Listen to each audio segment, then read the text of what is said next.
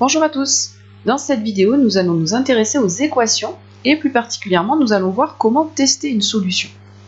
Alors, je commence déjà avec une équation que je vous donne ici, 7x plus 5 égale 3x moins 3. Ça, c'est une équation, j'ai mis un signe égal.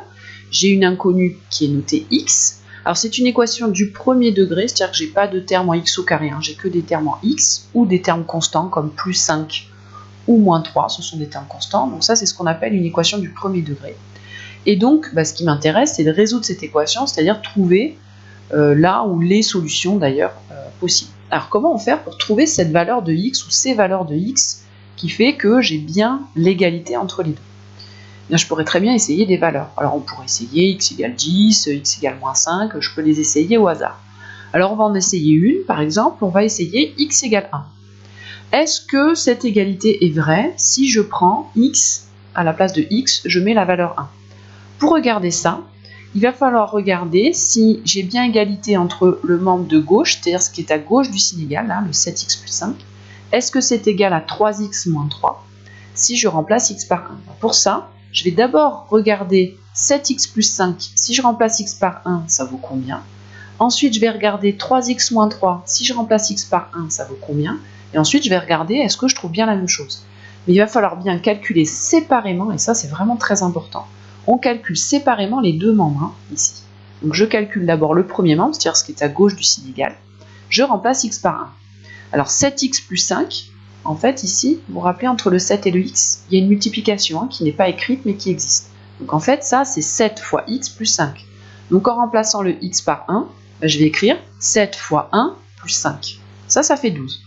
Maintenant, je fais pareil avec le deuxième membre, 3x moins 3. Je vais remplacer x par 1. Donc en fait, je vais faire 3 fois 1 moins 3.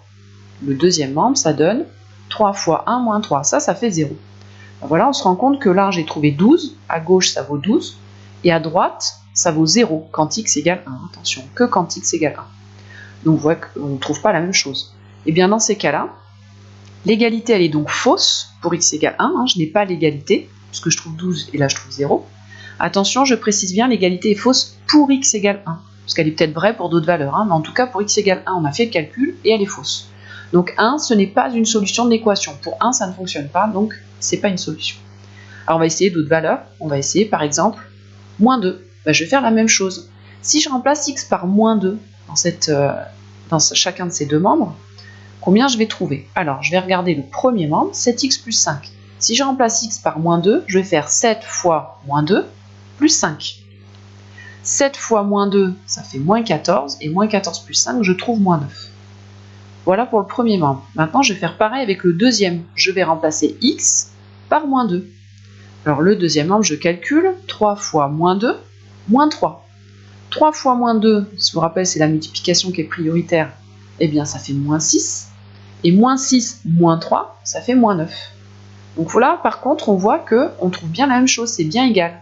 Ce qui veut dire que quand je remplace x par moins 2, ce qu'il y a à gauche du signe égal est bien égal à ce qu'il y a à droite du signe égal.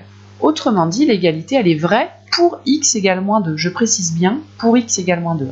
C'est vrai pour cette valeur-là, mais je ne sais pas si c'est vrai pour toutes les autres valeurs. Donc il faut bien préciser pour quelle valeur elle est vraie. Ce qui veut dire que moins 2 est une solution de l'équation. Voilà, vous venez d'apprendre à tester une solution dans une équation, c'est-à-dire pour une valeur donnée, vous essayez la valeur.